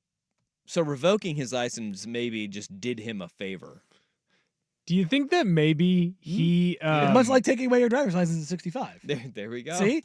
Other licenses being taken away because you just can't handle it at that age. Do you think he like went home and complained to his wife like the world is changing too much? Back in the day, this was just good fun. Yeah. Can you believe it? They won't even let me poop can the victims advocacy group anymore. Can you believe that, Ethel? The world's gone too woke. And she's just sitting there like, can't believe it. I can't believe it. I mean, you're just trying to get this guy off of his murder case. Clearly, And doing what's necessary. Just doing you can't even poop can anymore? What's this world Psychological come warfare to? can't be tolerated anymore? Come That's on. right. Shout out to the Vancouver Ford text line. Danny knows better than to leave physical evidence at a crime scene. You're damn right. Wrap it up. Always. Oh man. Wow. Well, thank you for ruining some people's lunches over this. This was great fun. It was great. Literally just opened my sandwich. In a Pringles can. In a Pringles can. Hope you had Pringles for lunch. Golly. I can't tell you the last time I had Pringles. Once you pop, can't stop. I have. Do you I think, have stopped do you for think he quite yelled some at us as he drove away? Yeah. What would be great is if he I hope he had a actually- tagline as he drove away. Do you have a picture of this guy? Because it No. would make it even better if he looked like the Pringles guy on the can. Like he had like a football shaped head and a little mustache with his part down the middle. Old Pringles guy. Is he still on the Pringles cans? The old Pringles man. Here we go. Jack A. Blakesley, attorney at law. Let's see if we can Tell me he's find got a big old mustache on him. Part down the Oh. middle. No, this guy's dead. Oh. This is a different one. All Hold right. on. Yeah, you're finding the wrong guy. By the way, Pringles. Oh nope, found him. Pringles guy. Oh, are you serious? That guy That's looks like somebody terrifying. who's pooping in a can. Pringles guy looks very similar to the Monopoly Man. Have we? Oh yeah, ever had this conversation? There's probably some copyright infringement there, but they I mean, settled it's just on. the color of the mustache is different. One is a game, and the other one's in the food industry. Therefore, nobody crossed their wires. They're brothers. No countsies here. Yeah, With the brothers, Titans of Industry. Yeah, with Mark D'Antoni being the long lost brother. Yeah, he is nephew. He is the Pringles Man. Ooh, the nephew. It's great. All right. All right, coming up next, we're gonna have some more fun with the audio because we got a bank robbery. Boy, we got to get into that. Joe Mazzulla, unstable. Absolutely, that's the best kind of stable. Danny and Dusty, Danny the Fan. The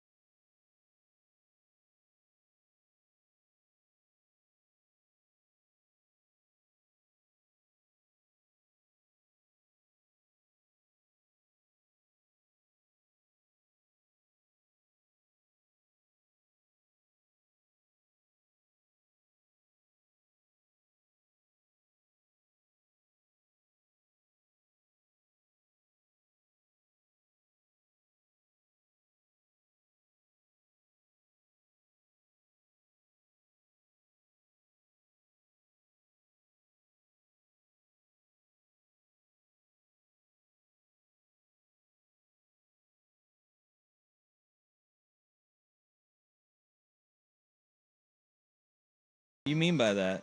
He's Completely, not a diva. No, but completely unhinged.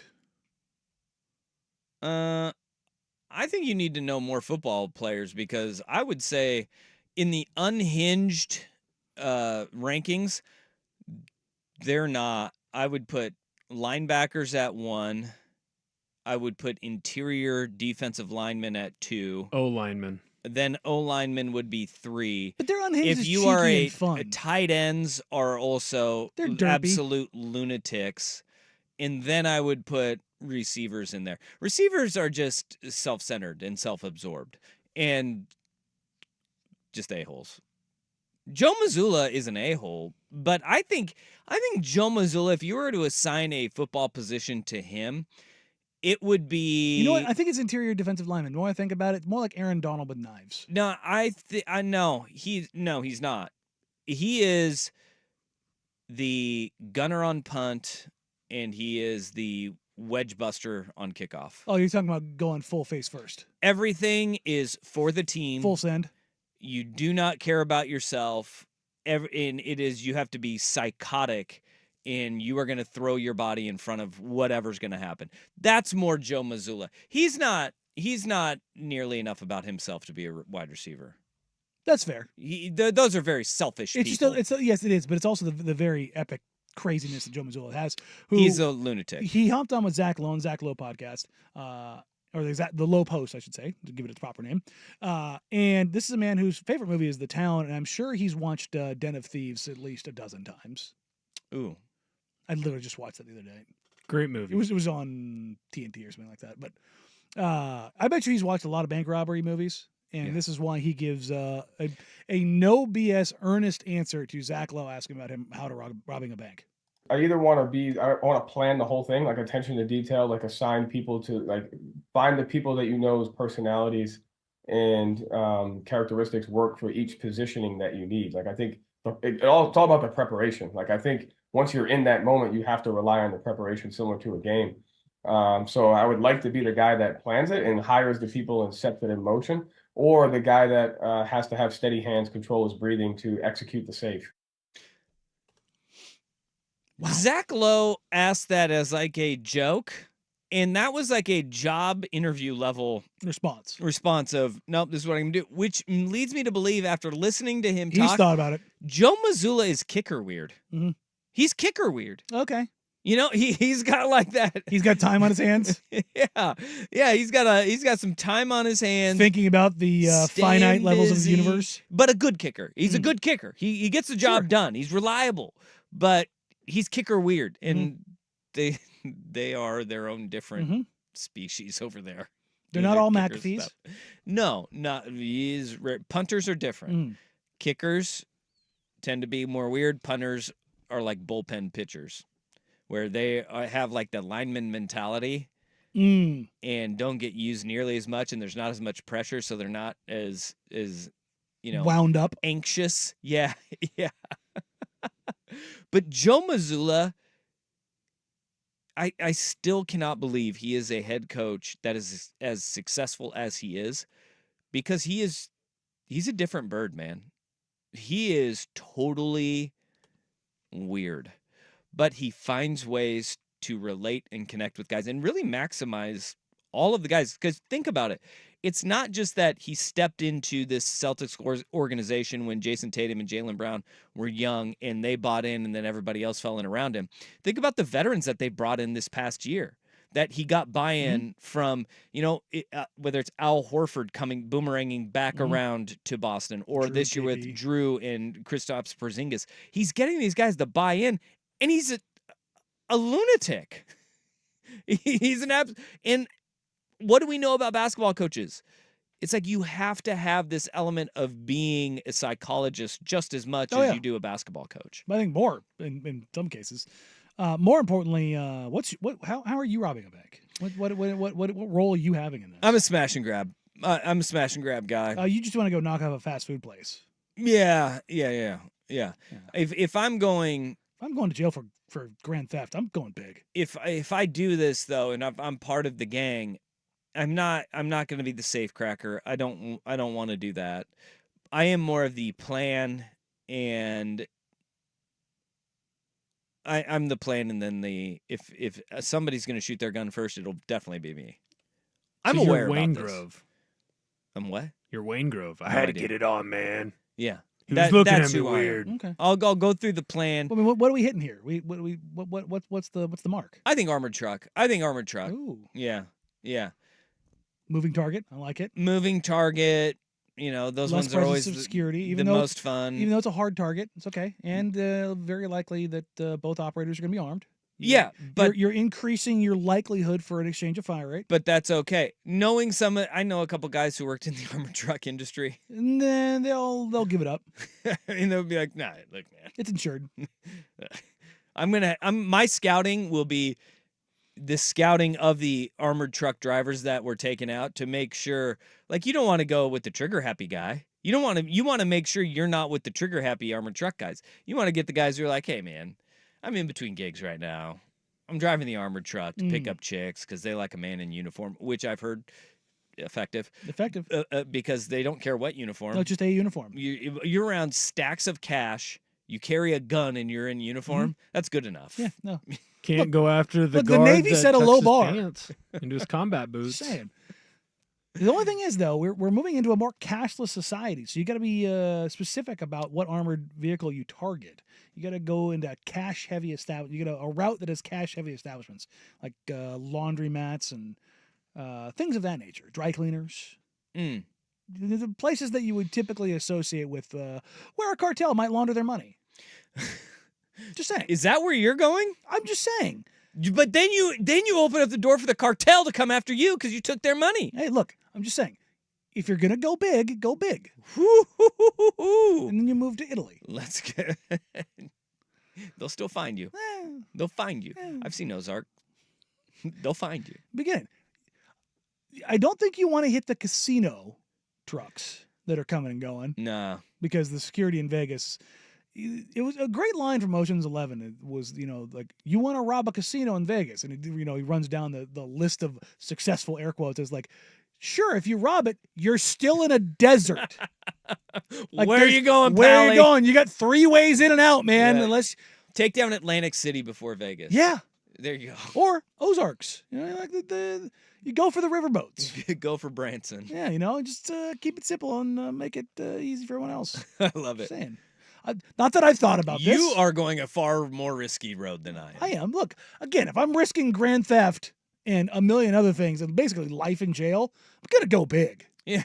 Yeah. Right? Not that I've thought about committing any of these crimes. These are all theoretical for anybody listening. All right, coming up All next. in theory.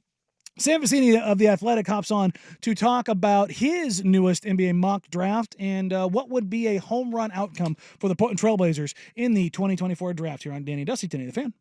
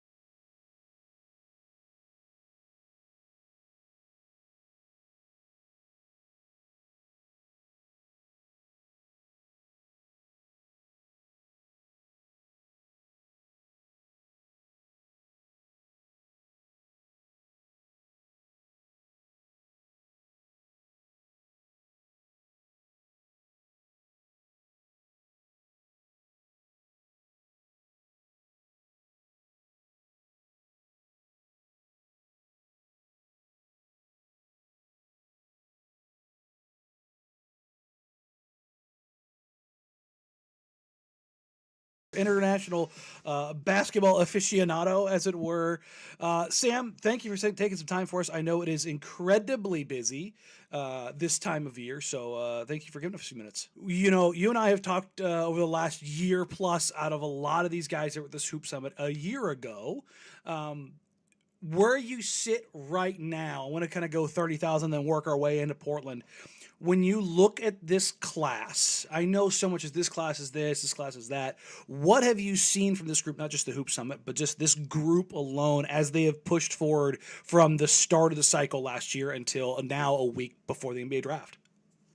Yeah, you know, I've never been a huge fan of this class in general. It's just one of those cyclical things, right? Mm-hmm. Where there's, you know, sometimes you're going to run into circumstances where there just aren't elite, super high-end talents in a draft class, right? And that remains the case in this class. I think that the group that I'm probably most excited about is probably like honestly, like the group that Portland's second pick is in. Mm-hmm. I like that like 10 to 22 range, like 8 to 20, or like right in that ballpark, depending on like there are probably like 18, 20, 22 guys in this class that like I feel pretty good about.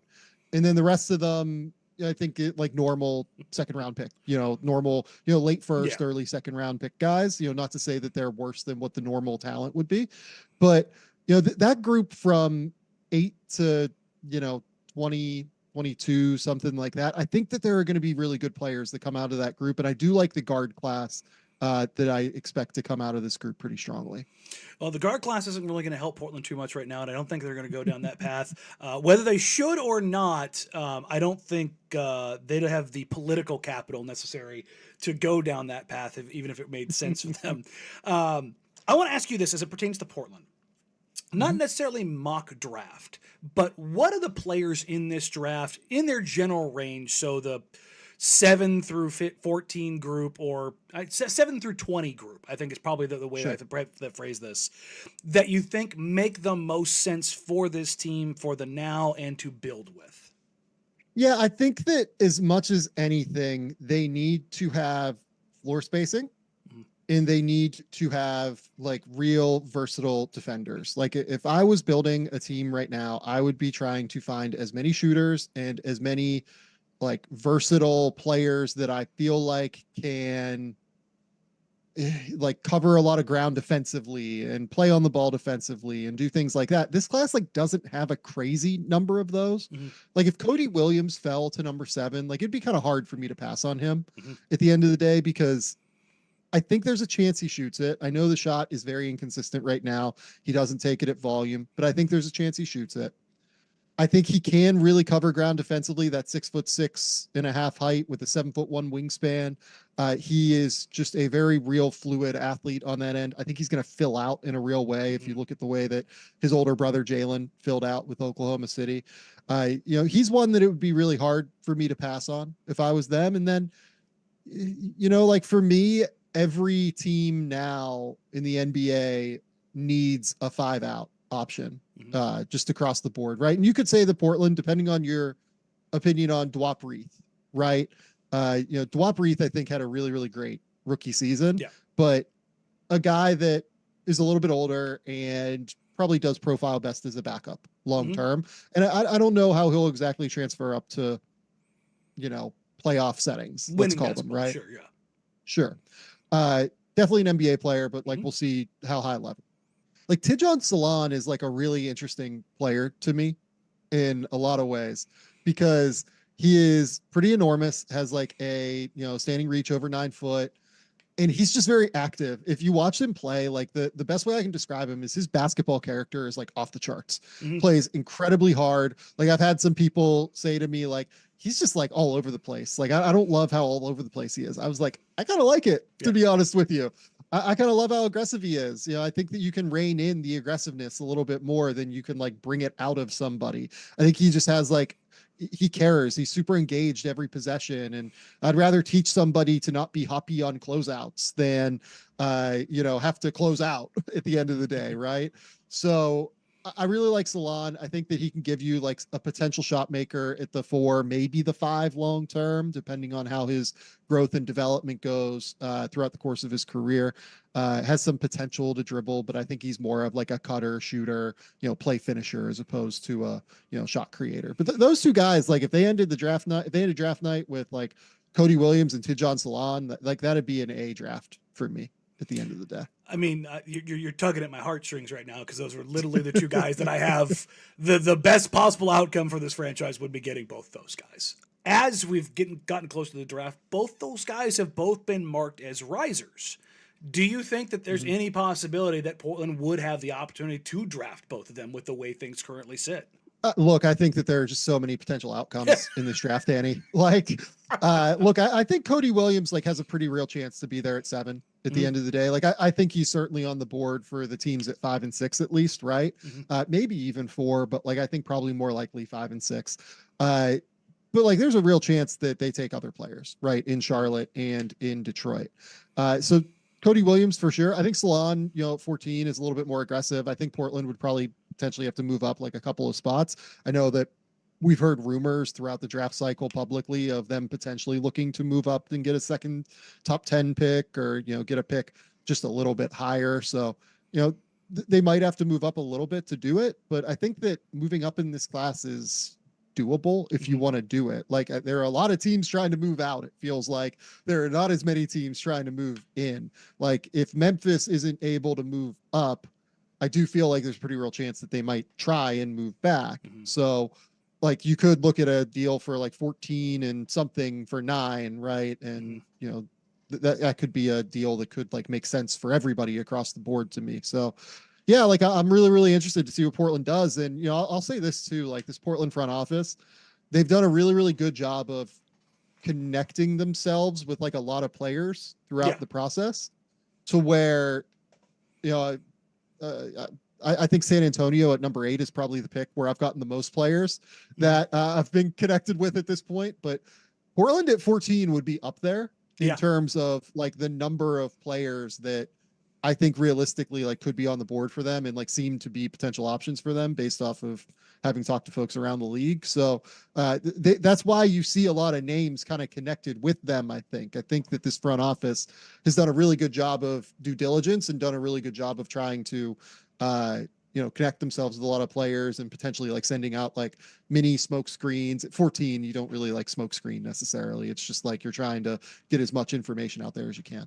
When you look at what Portland is trying to accomplish, the roster spots they have and the guys they're kind of committed to, holistically, if you're GM of this franchise going forward, what is the thing that you're trying to accomplish coming out of this draft when you're talking about what you want to have going forward as far as the guys you're committing to versus the guys that you're not, like what is your core 4 essentially kind of coming out of this?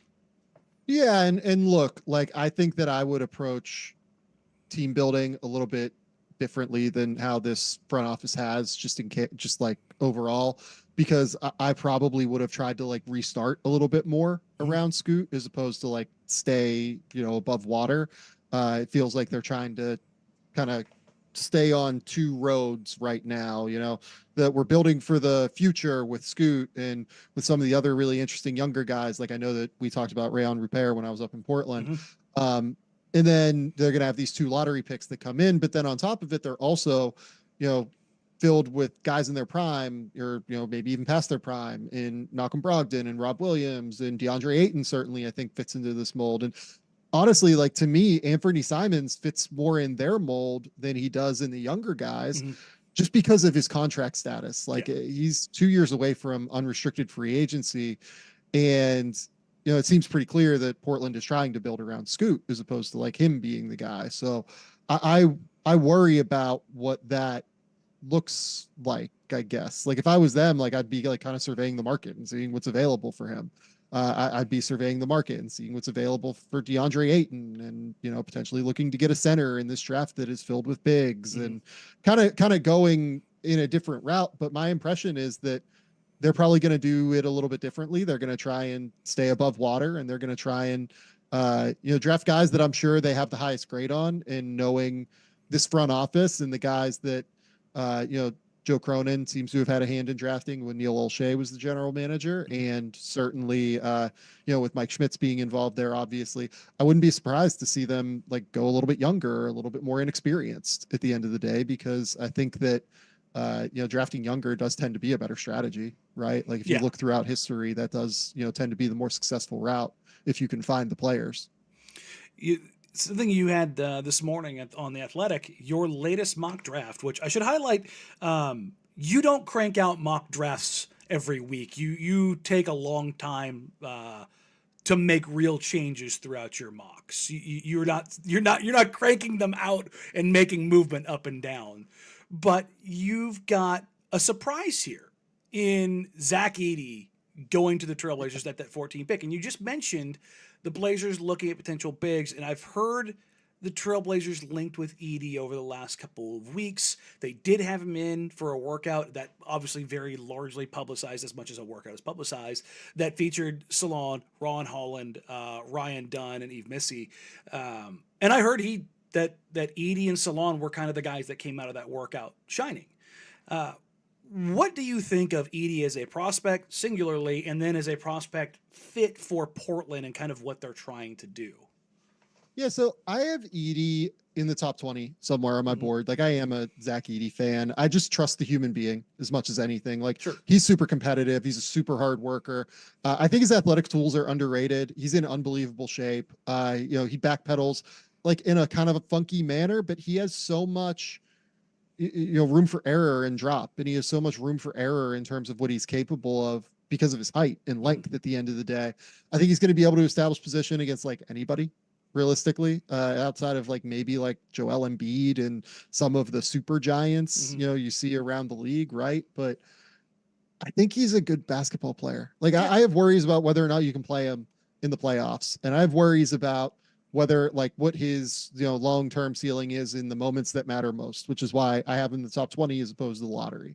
But what I will also say about Zach Edey and why I actually do really like him for this Portland team is it kind of drove me crazy this year watching them with the lack of like screening and the lack of contact consistently that was made on screens. I thought that they made it way harder on guys like Scoot Henderson, the bigs, to be able to like actually get separation and get to the rim. Zach Edey is like a bone cruncher as a screener. Like, he used to play hockey growing up, coming from Canada. Imagine that dude. Like, I think he played until he told me he was like 6'8" or so. Dude was like sitting there like 7 foot plus on skates, just like crunching people into the boards. And he was like, I like screening guys, is what he told me. Like, whenever I talked to him, he was like, yeah, like I like making guys like feel that like I'm there and like I'm going to be physical with them. So yeah, no, 100%. Like, I think he would be a helpful player to help them develop some of the players on their roster at the end of the day. And I think he'd be useful as a, guy in the regular season at the very least. Well, we'll get you out of here on that, Sam. Thank you for taking some time. Once again, that's Sam Vecenie of The Athletic and the Game Theory podcast. If you want to get smarter about basketball, subscribe to The Athletic and read whatever Sam writes, and then listen to his podcast. And good luck draft time, and enjoy the next week as we get ready for what I'm sure is going to be a draft where everyone looks at the draft board afterwards and goes, missed that. Yeah, no question. No question. It's going to be a hilarious draft, man. I appreciate it, Danny. Thanks to Sam Vecenie of The Athletic for joining me last night as we recorded ahead of time because, again, he's in Australia. We do have some breaking news. A trade has gone down in the NBA that could shift how things are done during the NBA draft coming up next year on Danny and Dusty, 1080 The Fan. As the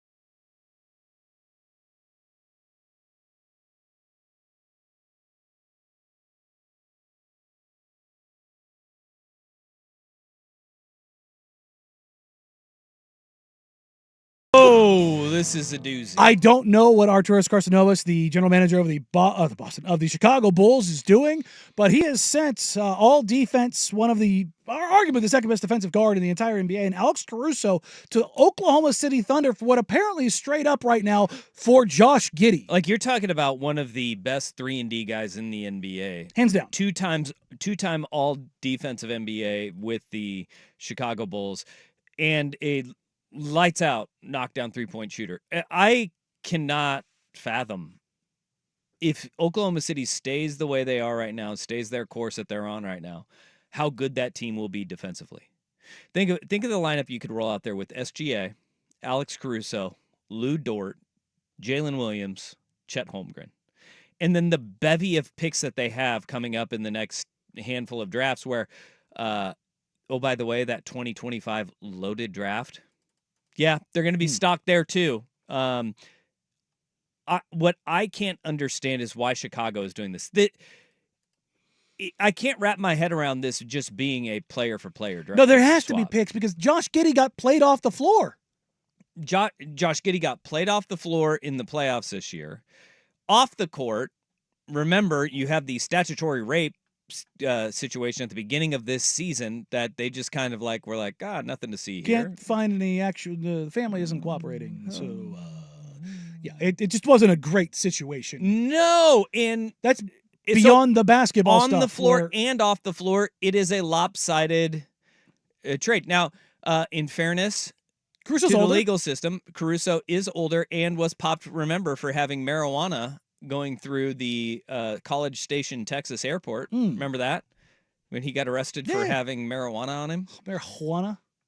Like, I think the last person in the NBA to get popped for that. Like, before they stopped carrying. Ever. Because he was in College Station, Texas. It's also not in the CBA anymore. But I can't understand why, from Chicago's standpoint, this would be a deal that you make. Look, I get it. Giddey's younger. He's about to be 22. He's 6'8", and like you're I guess you're swinging, quote unquote, on upside.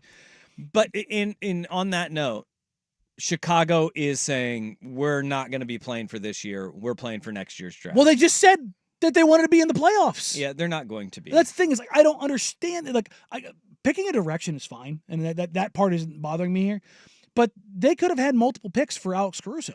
Yeah. Is this a case of like you held on to a guy too long? Because I don't think that's necessarily the case, because I haven't seen my phone has not stopped going off since this trade went out with there's got to be picks. There's got to be picks. There's got to, like, every single person I'm talking to in the NBA world right now is saying there is no way in hell that this was a straight up deal. Okay. This is their current situation. They have their own first round pick in 2025. They have the Miami Heat's lottery protected first round pick in 2025.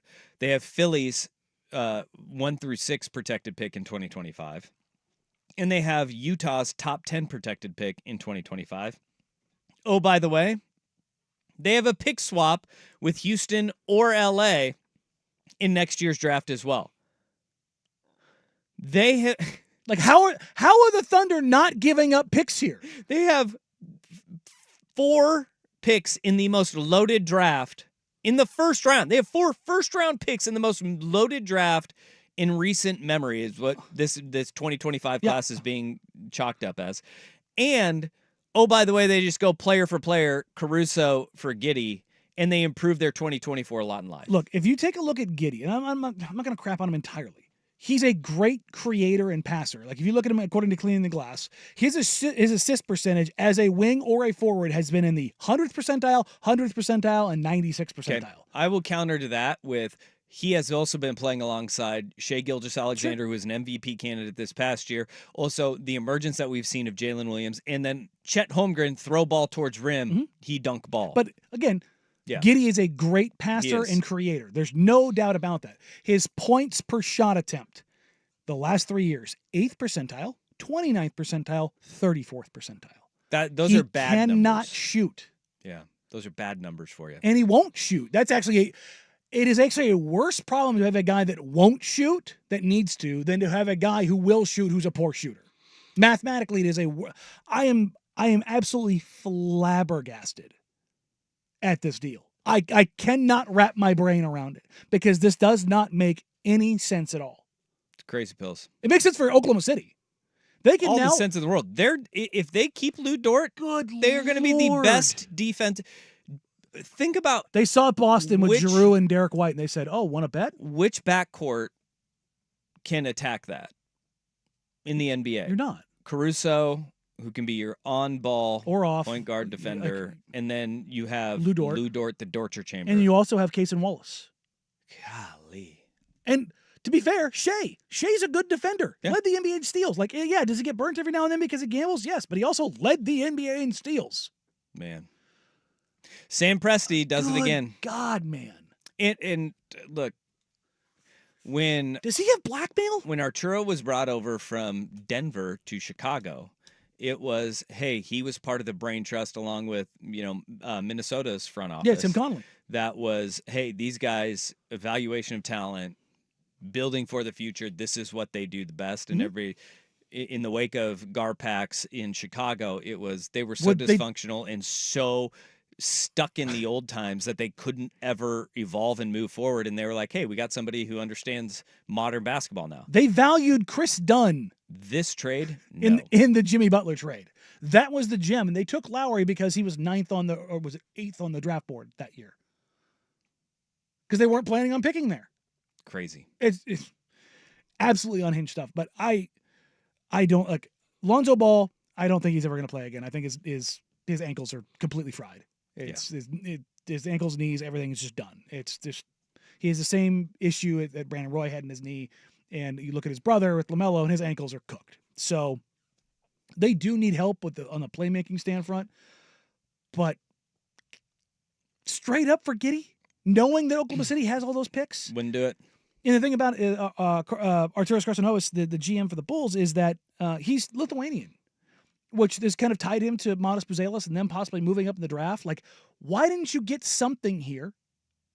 Or at bare minimum, how did you not get the pick right after yours? Like, you're picking, the Bulls are picking 11th. OKC is 12th. Like, how did you not at least get that? It will be interesting to see if, like, maybe it's like by the way, they also got the 12th pick in the draft. We got the 12th pick in the draft. Which, it's still a kick in the teeth, but I think you could pair at 11 and 12 and move up and probably go get Buzelis if you wanted him. Absolutely. But, like, that's straight across, player for player. No, that ain't it, boss. Wow. All right. Coming up, before we were rudely interrupted by the Chicago Bulls making a terrible deal, great for the Oklahoma City Thunder, we will revisit some of Sam Vecini's, the conversation that I had with Sam Vecini and Zach Edey popping up on the Blazers' radar ahead of the NBA draft. First, here's Big Will Bets with the Sports Center Update.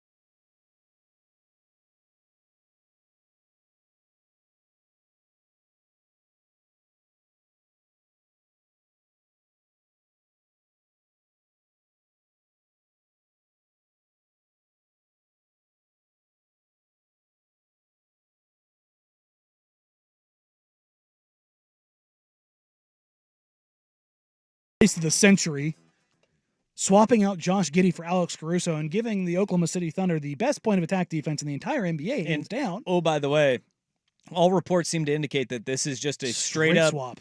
Caruso for Giddey swap. Unbelievable. Unbelievable. Sam Vecini of The Athletic was on last night talking about his mock draft. Cody Williams at 7, not something that's in any way controversial or questionable or makes you scratch your eyebrow. It's about perfect, according to me. I love it. Cody Williams at 7, set it in. I'm good about it. One he did propose in his mock at 14 was Zach Edey. Yeah. Who is an interesting fit in Portland, and honestly, he's an interesting fit anywhere. But can we rewind to Cody Williams really quick in what the allure of Cody Williams it truly is, and kind of reset on him, because I think it's been so long since we've talked about Cody Williams, who at the end of the year was going through, had an injury, was hobbled by an ankle. He had a nasal fracture earlier, which led to the mask, and then he had an ankle that was bothering him as well. Now, and so he was coming off the bench at the end of the year for Colorado as they were getting him back into, shape and easing him back into things for Colorado last year. His numbers were not eye-popping, but I think what a lot of people are in love with Cody Williams is development that his brother saw once he got to the NBA as well. His frame is there. He has a great frame. He has a good set of tools. He was set back with 2 significant injuries last year at Colorado. And he was also lower in the pecking order. They brought in transfer Eddie Lampkin, the big husky fellow that we saw that was much like DJ Burns. It's a very large man. Carried around a little extra weight in the NCAA tournament. In Folly Dante ran circles around in the Pac-12 tournament. It's tough when you can't move on that much. But he's it's a big fellows out there putting in some work. Okay, but they also had Tristan Da Silva. They also had KJ Simpson. But prior to those injuries for Cody Williams, he was producing on a higher level. But I think that is also a little bit of where some hesitation from fans goes, is the fact that he was still not the guy. He was lower on the pecking order at the University of Colorado. It's not like he was lower on the pecking order at Duke or Kentucky or North Carolina or UConn. It was at Colorado, where there wasn't a whole lot of visibility on Colorado.